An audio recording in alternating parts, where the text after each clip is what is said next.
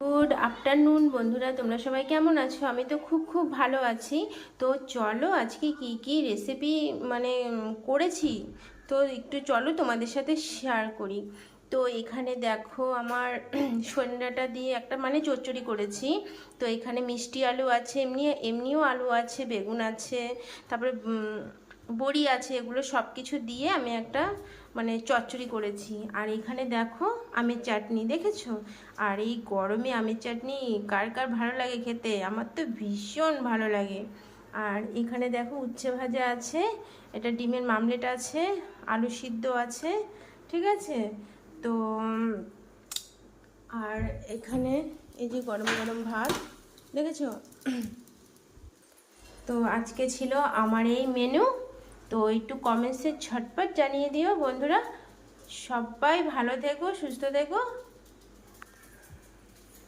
Tata বন্ধুরা, সবাই ভালো থেকো।